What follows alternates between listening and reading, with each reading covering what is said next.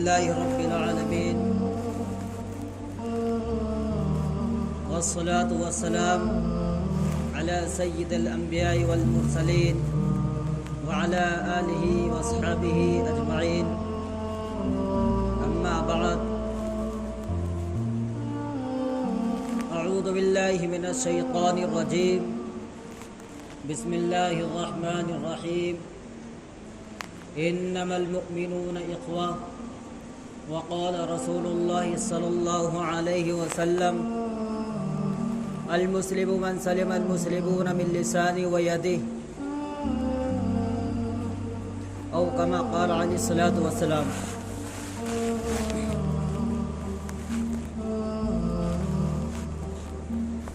میرے بھائیوں، عزیز ساتھیوں، بزرگوں، اللہ تبارک و تعالیٰ کا بے انتہا احسان ہوا، کرم ہوا کہ اس نے آج ہم کو جمعے کی سعادت عطا فرمائی، یعنی ایک چھوٹی عید اللہ تبارک و تعالیٰ نے ہم کو عطا فرمائی ہے۔ ایک ایسا مبارک دن ہے جس کو 8 روز کا سردار کہا جاتا ہے، یعنی چھوٹی عید کہا جاتا ہے۔ میرے بھائیوں، آج ہر جگہ دنیا میں جہاں بھی نظر ڈالو، مسلمان اپنی بے بسی کا روتے ہوئے نظر آتے ہیں۔ کہا جاتا ہے کہ مسلمان ہر جگہ پریشان حال ہے، ہر جگہ مسلمان ابتلاء و آزمائشوں میں زندگی بسر کر رہا ہے۔ ہر جگہ مسلمانوں کو کمزور کرنے کی سازشیں ہیں۔ وہ مسلمان جس نے کبھی دنیا کے اکثر حصے پر حکمرانی کی تھی، بڑے بڑی سلطنتوں کو تہ و بالا کر کے رکھ دیا تھا، بڑے بڑے حاکموں کے چھکے چھڑا دیے تھے، آج وہی مسلمان دوسروں کے سرپرستی میں زندگی بسر کر رہا ہے۔ جہاں وہ صاحب اختیار اور اقتدار بھی ہے، وہاں بھی وہ دوسروں کے سائے، دوسروں کے زیر نگی زندگی بسر کر رہا ہے۔ بڑے افسوس کی بات ہے، وہ مسلمان جس کے لیے سمندروں نے راستہ چھوڑ دیا تھا، وہ مسلمان جن کی ایک پکار پر جنگل کے جانوروں نے جنگل کو خالی کر دیا تھا، وہ مسلمان جن کی مدد ہواؤں نے کی تھی، وہ مسلمان جن کی مدد جنگل کے جانور شیر نے کی تھی، آج وہی مسلمان حیران و پریشان کی زندگی بسر کر رہا ہے۔ کیا اسباب و عوامل ہے جن کی وجہ سے مسلمانوں کو یہ دن دیکھنا پڑا؟ آخر کیا وجہ تھی جو مسلمانوں کو عروج زوال سے اور حاکمیت محکومیت سے اور عزت ذلت و ناموری سے بدل گئی؟ آج اسی موضوع کو لے کر میں آپ حضرات کے سامنے پیش ہوا ہوں۔ میں اس کا حل بھی بتاؤں گا اور اس کا علاج بھی، لیکن یہ حل اور علاج میرا بتایا ہوا نہ ہوگا، یہ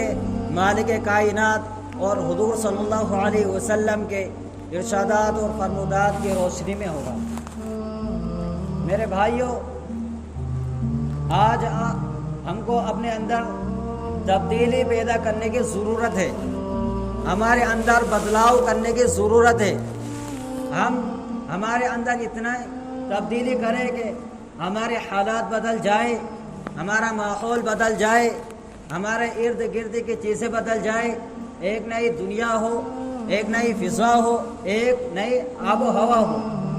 قرآن کریم میں اللہ تبارک و تعالی ارشاد فرماتے ہیں: ان اللہ لا یغیر ما بقوم حتی یغیروا ما بانفسہم، کہ اللہ تبارک و تعالی کسی قوم کی حالت اس وقت تک نہیں بدلتے جب تک کہ وہ آپ اپنی خود حالت بدلنے کے لیے تیار نہ ہو۔ اس لیے ہمیں اپنے زندگیوں میں انقلاب برپا کرنا ہے۔ جو گردش وقت ہے، جو تاریخ کی جو دھار ہے اور تاریخ دنیا کا جو دھارا غیروں کے سمت بہہ رہا ہے وہ ہماری سمت بہنے لگے۔ دنیا کی کایا اپنی ہی کایا نہ پلٹے، دنیا کی کایا پلٹ جائے، پھر اس کے بعد کیا ہوگا؟ یہ مسلمانوں کا قافلہ رشد و ہدایت کی روشنی میں اور اسلاف کے تابندہ نقوش کے پیچھے اپنی منزل کو بامنزل اور مقصود کامرانی اور کامرانیوں تک پہنچ جائے گا۔ اس کے لیے ضرورت ہے کہ ہم ہمارے صفوں میں اتحاد و اتفاق پیدا کریں، ہمارے اندر آپسی بھید بھاؤ ختم ہو، ہمارے اندر فرقہ واریاں بند ہو، ہمارے اندر ایک دوسرے سے عداوت اور بغض رکھنا بند ہو۔ اس کے لیے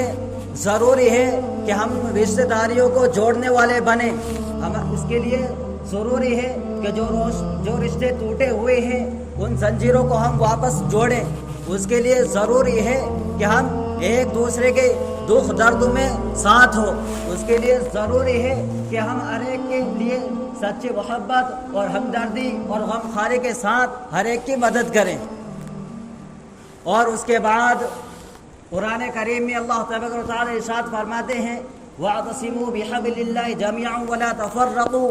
وَاذْكُرُوا نِعْمَةَ اللَّهِ عَلَيْكُمْ إِذْ كُنتُمْ أَعْدَاءً فَأَلَّفَ بَيْنَ قُلُوبِكُمْ فَأَصْبَحْتُم بِنِعْمَتِهِ إِخْوَانًا وَكُنتُمْ عَلَى شَفَا حُفْرَةٍ مِّنَ النَّارِ فَأَنقَذَكُم مِّنْهَا كَذَلِكَ يُبَيِّنُ اللَّهُ لَكُمْ آيَاتِهِ لَعَلَّكُمْ تَهْتَدُونَ۔ اس کے بعد ضرورت ہے کہ ہم اللہ کی رسی کو مضبوطی سے پکڑیں۔ اللہ تبارک و تعالی ارشاد فرماتے ہیں اللہ کی رسی کو مضبوطی سے تھام لو، یعنی دین شریعت پر اچھے سے قابض ہو جاؤ، اچھے سے جم جاؤ، اپنے اندر تفرق پیدا نہ کرو، اختلاف پیدا نہ کرو، اور اللہ کی اس نعمت کو یاد کرو کہ جب تم آپس میں دشمن تھے تو اللہ تبارک و تعالی نے تمہارے قلوبوں کے اندر محبت الفت پیدا کر دی، تمہارے دلوں کو جوڑ دیا، اللہ تبارک و تعالی نے تم کو بھائی بھائی بنا دیا، تو اور تم دوزخ کے کنارے پر تھے تو اللہ تبارک و تعالی نے تم کو ان سے بچا لیا، یعنی دوزخ سے بچا لیا۔ اور اللہ تبارک و تعالی اسی طرح اپنی واضح نشانیوں کو ظاہر کرتے ہیں، بتلاتے ہیں تاکہ تم ہدایت پا جاؤ۔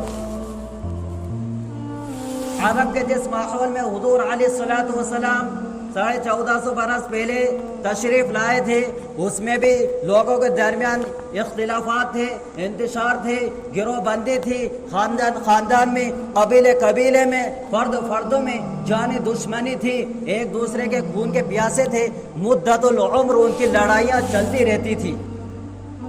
اوس اور خزرج کے جو دو انصار قبیلے ہیں ان میں برسوں سے جھگڑے چلے آ رہے تھے، لیکن اسلام کے دامن میں آنے کے بعد وہ جانی دشمن بھائی بن گئے، وہ ایک دوسرے کے خون کے دشمن، خون پینے کے دشمن، ایک دوسرے کے ہمدرد اور غمخوار بن گئے۔ ایک جنگ کا واقعہ ہے، آپ نے سنا ہوگا کہ 2-3 ساتھی تھے صحابہ، جن میں سے ایک کو پیاس لگی تھی، ایک صحابی پانی لے کر گئے تھے، اتنے میں دوسرے نے آ کے ان نے کہا کہ ان کو پلاؤ، ان کے پاس لے گئے تو تیسرے نے کہا آ کے، تو پھر انہوں نے کہا کہ تیسرے کو لے جاؤ، جب تیسرے کے پاس میں لے گئے تو ان کا بھی جان نکل چکی تھی، پھر دوسرے کے پاس آئے تو وہ بھی ان کی روح بھی پرواز کر چکی تھی، پھر پہلے کے پاس آئے تو ان کی روح بھی پرواز کر چکی تھی۔ وہ صحابہ کون تھے؟ وہی لوگ تھے جب حضور علیہ السلام تشریف لائے تو وہ ایک دوسرے کے جانی دشمن تھے، خون کے پیاسے تھے، لیکن یہ گوارا نہ کیا کہ اپنے بھائی سے پہلے ہم پانی پی لیں۔ قرآن کریم نے فرمایا وَأَلَّفْتَ بَيْنَ قُلُوبِهِمْ لَوْ أَنفَقْتَ مَا فِي الْأَرْضِ جَمِيعًا مَا أَلَّفْتَ بَيْنَ قُلُوبِهِمْ وَلَكِنَّ اللَّهَ أَلَّفَ بَيْنَهُمْ إِنَّهُ عَزِيزٌ حَكِيمٌ کہ اللہ تبارک و تعالی نے ان کے قلوبوں کو جوڑ دیا، ان کے دلوں میں محبت پیدا کر دی۔ اگر آپ زمین کے سارے خزانے بھی خرچ کر دیتے تو ان کے دلوں میں آپ محبت پیدا نہیں کر سکتے تھے۔ یہ وہ صحابہ کا حال ہے جنہوں نے مدتوں کے پہلے کے جھگڑے اور فسادات انہوں نے اسلام میں آنے کے بعد میں منٹوں میں ختم کر دیے اور ایک دوسرے کے بھائی بھائی بن گئے۔ لیکن آج ہم الحمدللہ اسلام کے گھرانے میں پیدا ہوئے، ہمیں اسلام کی دولت بڑی بشاشت سے اور بڑی کسی محنت کے اور مشقت کے ہم کو اسلام کی دولت نصیب ہو گئی، اور ہم ہیں کہ ہمارے جھگڑوں کو اور ہماری نفرتوں کو اور بغض و عداوتوں کو اور طول دینا اور بڑھاوا دینا میں پسند کرتے ہیں۔ کوئی یہی نہیں سوچتا کہ ہم ان چیزوں کو ختم کریں، کوئی فکر نہیں کرتا کہ بغض و عداوت بند ہو، اختلافات بند ہو، انتشارات ختم ہو جائے۔ مجھے بتائیے کہ اختلافات اور انتشار کے بعد میں کوئی قوم عروج پا سکتی ہے؟ کوئی قوم ترقی پا سکتی ہے؟ کوئی قوم ایسی ہو جس میں اختلافات ہو، انتشارات ہو، ایک دوسرے سے عداوت ہو، ایک دوسرے سے بغض و عداوت و کینہ ہو، تو وہ قوم ترقی کر سکتی ہے؟ قرآن کریم نے تو ارشاد فرمایا انما المؤمنون اخوہ، کہ تمام مسلمان آپس میں بھائی بھائی ہیں، اور حضور علیہ الصلوۃ والسلام نے ارشاد فرمایا المسلم من سلم المسلمون من لسانه ويده، کہ مسلمان وہ ہے جس کے ہاتھ اور جس کی زبان سے دوسرے انسان محفوظ رہے۔ مسلمان، دوسری حدیث میں اللہ کے نبی صلی اللہ علیہ وسلم ارشاد فرماتے ہیں المؤمنون كرجل واحد ان اشتكى عينه اشتكى كله وان اشتكى رأسه اشتكى كله، کہ تمام مومن، تمام امت محمد یہ ایک فرد واحد کی طرح ہے۔ جس طرح انہیں آنکھ میں درد ہوتا ہے تو پورا جسم اس کا تکلیف محسوس کرتا ہے، اگر سر میں تکلیف ہو تو اس کا درد پورا بدن، پورا جسم، پوری باڈی اس کی تکلیف محسوس کرتی ہے۔ اسی طرح پورے مسلمانوں کو ہونا چاہیے کہ ایک مسلمان کسی آفت میں ہو، ایک مسلمان کسی مصیبت میں ہو، ایک مسلمان کسی تکلیف میں ہو تو تمام مسلمانوں کو اس کی تکلیف کا، اس کا درد کا احساس ہونا چاہیے۔ اگر ہمارے اندر اتفاق ہوگا اور اتحاد ہوگا اور ہمارے اندر محبتیں ہوں گی تو یہ چیز ہم محسوس کر سکتے ہیں۔ اس کے بعد ہم کو دیکھنا ہے کہ ہمارے اندر عمل کی تو کمی نہیں ہے۔ ہمارے اسلاف جس دین پر عمل کرتے تھے، جس دین کے لیے انہوں نے اپنے تن من دھن کی بازی لگا دی، جس دین کو انہوں نے اپنا خون دے کر سینچا ہے، اس دین پر ہم عمل پیرا ہے کہ نہیں؟ ہمیں غور کرنا چاہیے۔ حقیقت یہ ہے کہ ہم اپنے دین سے کوسوں دور ہیں، ہم اپنی نمازوں سے کوسوں دور ہیں، ہمیں دین کے بارے میں کچھ معلومات نہیں، اسلامی شریعت کے بارے میں ہمیں کچھ اتا پتہ نہیں، غیروں کو طریقوں کو ہم فالو کیے ہوئے ہیں، دوسروں کے غیروں کو کے فیشن کو، تمدن کو ہم اپنائے ہوئے ہیں، ان کے وثاقتہ اپنائے ہوئے ہیں۔ حالانکہ اگر ہم دین پر عمل کرنے والے ہوتے تو اللہ تبارک و تعالی ہماری ہر مصیبت کو، ہماری ہر پریشانی کو ختم فرما دیتے،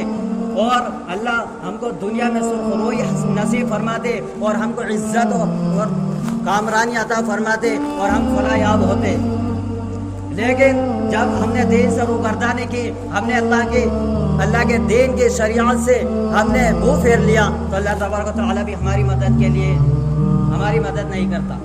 خود قرآن کریم میں موجود ہے اِن تنصروا اللَّهَ يَنصُرْكُمْ وَيُثَبِّتْ أَقْدَامَكُمْ، اگر تم اللہ کے دین کی مدد کرو گے تو اللہ تبارک و تعالی تمہاری مدد کر دیں گے اور تمہارے دشمنوں کے مقابلے میں تمہارے قدم کو جما دیں گے۔ دوسری جگہ ارشاد ہے وَلَا تَهِنُوا وَلَا تَحْزَنُوا وَأَنْتُمُ الْأَعْلَوْنَ إِن كُنتُم مُؤْمِنِينَ، تم بس ہمت نہ ہو، غم نہ کرو، رنج نہ کرو، تم ہی کامیاب رہو گے، تم ہی سر بلند رہو گے اگر تم مومن ہو، اگر تمہارے اندر ایمان کی حلاوت ہے، ایمان کی چاشنی تمہارے اندر موجود ہے، اگر تم دین پر عمل کرنے والے ہو تو پھر تم ہی کامیاب رہو گے، تم ہی کامیاب رہو گے، پھر تمہیں کوئی غم کرنے کی ضرورت نہیں ہے۔ لیکن پھر اور بھی ارشاد فرمایا ہے من عمل صالحا من ذکر او انثى وهو مؤمن فلنحيينه حياة طیبة ولنجزینهم اجرهم باحسن ما كانوا يعملون، تم میں سے جو بھی مرد اور عورت ایمان لانے کے ساتھ نیک عمل کریں گے، صرف زبان سے کہہ دینا کافی نہیں ہے کہ ہم مسلمان ہیں، نماز کا پتہ نہیں ہے ہم مسلمان ہیں، اسلامی شریعت کے بارے میں پتہ نہیں ہے ہم مسلمان ہیں، اسلامی لباس نہیں ہے ہم مسلمان ہیں، اسلامی رہن سہن نہیں ہے ہم مسلمان ہیں، اسلامی ہمارا گھرانہ نہیں ہے، اسلام کا نام پتہ نہیں ہے، قرآن سے دور ہیں، حدیث سے دور ہیں اور دین سے دور ہیں۔ صرف یہ سے نہیں، من عمل صالحا من ذکر او انثى وهو مؤمن فلنحيينه حیاة طیبہ، اگر ہم نیک عمل کریں گے تو اللہ تبارک و تعالی ہم کو پاکیزہ زندگی عطا فرمائیں گے اور اللہ تبارک و تعالی اس سے بھی اچھا بدلہ عطا فرما دیتے ہیں۔ اگر ہم نے ایسا نہ کرا، اگر ہم دین پر عمل کرنے والے نہ بنے اور عزت کی تلاش میں ہم رہیں کہ ہم دنیا میں کامیابی رہیں اور کامران ہم ہو، فلاحیاب ہم ہو، تو پھر بہت مشکل ہے، کیونکہ قرآن کریم نے اس کا بھی نقشہ کھینچ دیا ہے، ینصرکم اللہ فلا غالب لکم وان یخذلکم فمن ذا الذی ینصرکم من بعدہ وعلی اللہ فلیتوکل المؤمنون، کہ اگر اللہ تبارک و تعالیٰ تم کو عزت دینے پر آ جائے، تم کو غالب کرنے پر آ جائے، تو ساری دنیا مل جائے تو تم کو کوئی بے عزت نہیں کر سکتا، تم کو کوئی ذلیل نہیں کر سکتا، کوئی تمہارا کچھ بال بیکا بھی نہیں کر سکتا، اور اگر اللہ تمہاری ذلت پر آ جائے، تم کو رسوا کرنے پر آ جائے اور ساری دنیا کے لوگ تمہارے لیے عزت کے لیے تیار ہو جائے، یا تم کو عزت کے لیے تمہاری تیار ہو جائے، تم کو عزت دلوا دیں، تو وہ تمام لوگ بھی مل کر آپ کو عزت نہیں دلوا سکتے، اور مومن اللہ ہی پر بھروسہ کرتے ہیں۔ اور آگے فرمایا ہے قرآن کریم میں کہ یہ زمین کی خلافت، یعنی زمین کی حکمرانی مومنوں کے لیے ہی ہے، جو نیک عمل کرتے ہیں، جو نیک صالح عمل کرتے ہیں، دین پر پیرا ہیں۔ وعد اللہ الذین آمنوا منکم وعملوا الصالحات لا یستخلفنہم فی الارض کما استخلف الذین من قبلہم، کہ اللہ تبارک و تعالیٰ کو وعدہ ہے ان مومنوں سے جو عمل کرتے ہیں، جو دین پر جمع ہوئے ہیں، کہ دنیا کی جو ملکیت ہے، دنیا کی جو خلافت ہے، وہ مومنوں کے لیے ہی ہے، بشرطے کہ وہ عمل کرنے والے بنے، جس طرح پہلے حکومت صحابہ کرام کے زمانے میں اللہ تبارک و تعالیٰ نے مومنوں کے لیے دی ہے، حکمرانی صحابہ کرام رضوان اللہ علیہم اجمعین کو اللہ تبارک و تعالیٰ نے دی ہے۔ حضرت عمر رضی اللہ عنہ کا آپ نے نام سنا ہوگا، 23 لاکھ مربع میل کی حکمرانی تھی، یعنی آدھی دنیا پر وہ حکمران تھے، لیکن حال یہ تھا کہ جب بیت المقدس فتح ہوا تو وہ بیت المقدس حضرت ابو عبیدہ بن جراح رضی اللہ عنہ نے آپ کو بلایا کہ آپ آئیے اور بیت المقدس والے آپ کا استقبال کریں گے، تو حضرت عمر رضی اللہ عنہ کوئی پروٹوکول لے کر نہیں گئے تھے، صرف ایک اونٹ تھا اور ایک آپ کے ساتھ غلام تھا، آپ جا رہے ہیں، باری باری سے آپ سوار ہوتے ہیں، ایک مرتبہ غلام سوار ہوتے ہیں، ایک دوسری مرتبہ حضرت عمر رضی اللہ عنہ سوار ہوتے ہیں، جب حضرت عمر رضی اللہ عنہ کی باری آتی ہے تو سوار ہو جاتے ہیں، اور جب غلام کی باری آتی ہے تو آپ نکیل پکڑ کر چلنے لگتے ہیں۔ جب بیت المقدس کے قریب پہنچے تو حضرت عمر رضی اللہ عنہ کی نکیل پکڑنے کی باری آ گئی تھی، غلام نے کہا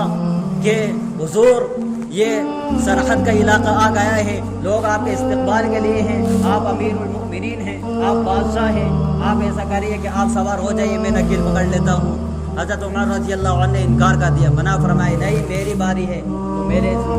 حضرت عبیدہ بن جراح رضی اللہ عنہ بیت المقدس والوں کے ساتھ استقبال کے لیے کھڑے ہوئے تھے، بیت المقدس والوں نے پوچھا کہ یہ ہے تمہارے امیر المؤمنین جو سوار ہیں، سوار کون تھا؟ وہ غلام تھا، کہ یہ کالے کلوٹے بڑے بڑے ہوٹ والے، اس سے اچھا تو تمہارا وہ غلام ہے جو نکیل پکڑ کر آ رہا ہے۔ حضرت ابو عبیدہ بن جراح رضی اللہ عنہ نے فرمایا آپ دھوکہ کھا رہے ہیں، ہمارا امیر ہمارے بادشاہ وہ ہے جو نکیل پکڑ کر آ رہے ہیں، جو اوپر سوار ہے وہ غلام ہے۔ یہ سادگی تھی، یہ دین پر عمل تھا، جب فرما دیا کہ حضور صلی اللہ علیہ وسلم نے کہ پکا سچا مسلمان وہی ہے جو اپنے لیے پسند کرتا ہو وہی اپنے بھائی کے لیے پسند کرے، جب اپنی باری ہو تو اپنا پسند کیا، اور جب اپنی باری نہیں تھی تو وہ اپنے پسند نہیں کیا۔ جب یہ حدیث سنی تھی حضرت ابو ذر غفاری رضی اللہ عنہ نے، کہ مسلمان وہی ہے جو اپنے مسلمان بھائی کے لیے وہی پسند کرتا ہو جو اپنے لیے پسند کرتا ہو۔ تو حضرت ابو ذر غفاری رضی اللہ عنہ جب کپڑے لیتے تھے تو اگر کالا ان کا اوپر کا جوڑا ہوتا تھا، سفید ان کی سلوار ہوا کرتی تھی، تو صرف شناخت کے لیے کالا ان کا اس سلوار کر کے اور سفید ان کا پاجامہ وہ کرتا کرا دیتے تھے۔ ایک مرتبہ کسی نے پوچھا اگر آپ ایک جیسے ہی منتقل کر لیتے، یعنی آپ کالے کالے اور آپ سفید سفید پہن لیتے تو بہت اچھا ہوتا۔ تو انہوں نے فرمایا کہ میں نے نبی علیہ الصلوۃ والسلام سے سنا ہے کہ پکا سچا مسلمان وہی ہے جو اپنے لیے پسند کرتا ہو وہی اپنے بھائی کے لیے پسند کرتا ہے۔ یہ ہمارے ان پہ دین پہ عمل تھا، ایک ایک چھوٹی چھوٹی حدیثوں پر عمل تھا۔ آج ہمارا حال یہ ہے کہ ہم دین سے دور ہیں، کوسوں دور ہیں، ہم کو دین میں شریعت میں بالکل چستی نہیں، ہم دین ہماری زندگی میں بالکل بچا ہی نہیں ہے، ہم غیروں کو بالکل طریقوں کو فالو کیے ہوئے ہیں، ان کی وضع و قضا اپنائے ہوئے ہیں، کھانے پینے سے لے کر پیشاب کرنے تک ہر جگہ سونے میں دوسروں کا طریقہ اختیار ہوئے ہیں۔ میرے بھائی، پھر اگر آپ پریشانی آتی ہے تو بھی شکوہ و غلہ کرتے ہیں کہ ہم پر یہ پریشانی آ رہی ہے۔ دو وجہ ہیں مسلمانوں کی پریشانی کی، دو وجہ ہیں، ایک تو شریعت سے دوری اور دوسری اتحاد و اتفاق نہ ہونا،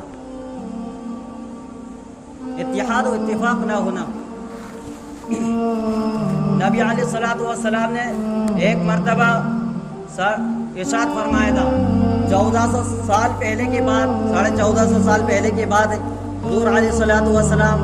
صحابہ کرام رضوان اللہ تعالیٰ علیہم اجمعین کے درمیان ارشاد فرما رہے ہیں کہ ایک زمانہ ایسے آنے والا ہے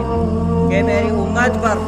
ڈھیر ایسے ٹوٹ پڑیں گے جیسے منہ کے پیالے پر ٹوٹ پڑتے ہیں، کھانے کے لیے ایسے سارے لوگ میری امت پر ٹوٹ پڑیں گے، ان کو تر لقمہ سمجھ کر ہر ایک نگلنے کی کوشش کرے گا۔ صحابہ کرام نے عرض کیا، یا رسول اللہ ومن قلت نحن یومئذ، کیا اس وقت ہم کم ہوں گے، ہماری تعداد کم ہوگی؟ حضور علیہ الصلوۃ والسلام نے ارشاد فرمایا، نہیں، بل انتم کثیر ولکنکم غثاء کغثاء السیل ولینزعن اللہ فی صدور قلوبکم المحابۃ علیکم ولیقذفن فی قلوبکم الوہن۔ تو اس وقت تو تم بہت زیادہ ہو گئے، لیکن سمندر کے جھاگ کی طرح ہو گئے،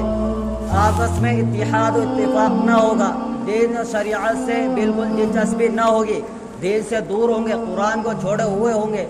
حدیث کو چھوڑے ہوئے ہوں گے، سنتوں سے دور ہوں گے، بالکل جھاگ کی طرح نظر تو آئیں گے کہاں یہ مسلمان ہیں، پر حوصلے ہوں گے، دمدار نہیں ہوگا، دمدار نہیں ہوں گے۔ وہ بھی وہ صحابہ تھے جب 3000 60,000 کو اور 3,000 کو اور 3,001 کو شکست دیتے تھے، وہ بھی وہ صحابہ تھے۔ حضرت علی کرم اللہ وجہ سے دریافت کیا کہ آپ دشمن کے مقابلے میں کتنے ساتھی کو لے جانا چاہتے ہیں؟ انہوں نے کہا کہ میں اکیلا کافی ہوں۔ اسے فرمایا ایسا کیوں؟ تو کہ حضور علیہ الصلوۃ والسلام کا ارشاد ہے کہ جو مسلمان ہے، جو ذکر کرتا ہے وہ زندہ ہے، اور جو ذکر نہیں کرتا وہ جو کافر ہے وہ مردہ ہے، تو مردہ کے مقابلے میں وہ کتنے لاکھ ہوا جا میں اکیلا کافی ہوں۔ تو حضور صلی اللہ علیہ وسلم نے ارشاد فرمایا تھا وہ جھاگ کی طرح ہوں گے، اور دشمنوں کے دلوں سے تمہارا رعب نکل جائے گا اور تمہارے اندر وہن پیدا ہو جائے گا، وہن۔ صحابہ کرام نے عرض کیا، یا رسول اللہ یہ وہن کیا چیز ہے؟ حضور صلی اللہ علیہ وسلم نے ارشاد فرمایا، حب الدنیا و کراہیت الموت، کہ دنیا کی محبت ہے اور موت سے ڈرنا ہے، موت کے بارے ڈریں گے اور محبت اور دنیا سے اتنی محبت کریں گے کہ دن اور رات اس کے لیے فکر ہوں گے، اس کے لیے کو دور کریں گے، اس کے لیے محنت و مشقت کریں گے، اور دین کے لیے نہیں کریں گے اتنی۔ آج ہم میں سے ہر شخص اندازہ لگا سکتا ہے کہ دن کے 24 گھنٹے میں ہم دین کے لیے کتنا وقت نکالتے ہیں، اور دنیا کی محنت کے لیے جو عارضی ہے۔ حضرت ابن عمر رضی اللہ عنہ فرماتے ہیں حضور صلی اللہ علیہ وسلم نے میرے دونوں کاندھے پکڑے اور فرمایا، پھر دنیا کا ان غریب او عابر سبیل، کہ دنیا میں ایسے رہو جیسے کوئی مسافر رہتا ہے یا اجنبی رہتا ہے۔ مسافر کہیں جاتا ہے تو وہ یہ سوچتا ہے کہ مجھے اپنی منزل پر جلدی پہنچنا ہے، وہ ہر کہیں جہاں ٹھہرتا ہے وہاں پر مکان نہیں بناتا، وہاں پر آرام سے زندگی بسر نہیں کرتا، وہ جلدی سے جلدی چاہتا ہے کہ میں اپنی منزل مقصود تک پہنچوں۔ اس لیے دنیا میں انسان کو بھیجا گیا ہے کہ آپ آخرت کے لیے تیاری کریں۔ تو ہر شخص کو چاہیے کہ جو اپنے ابدی مکان ہے، ابدی جگہ ہے جہاں پر ہمیشہ ہم کو رہنا ہے، وہاں کے لیے تیاری کرے۔ یہ دنیا عارضی چیز ہے، اس کے لیے ہم کو محنت کرنے کی زیادہ ضرورت نہیں ہے. ہاں اتنی محنت کیجیے جس کے لیے زندگی میں جو ضرورت ہے وہ پوری ہو سکے, لیکن دن و رات اس میں لگا دے اور دین کو بھول جائے, اللہ تبارک و تعالیٰ کو بھول جائے, نبی علیہ الصلوۃ والسلام کے ارشادات کو بھول جائے, یہ بھی اچھی بات نہیں ہے. ہمارے اندر اللہ تبارک و تعالیٰ سے دعا ہے کہ ہمارے اندر اتحاد و اتفاق کو پیدا کرے, ہمارے اندر محبتوں کو پیدا کرے, آپسی نفرت اور عداوت اور بغض کو ختم کرے, تمام امت محمدیہ کو ایک جٹ ایک پلیٹ فارم پر جمع ہونے کی توفیق عطا فرمائے.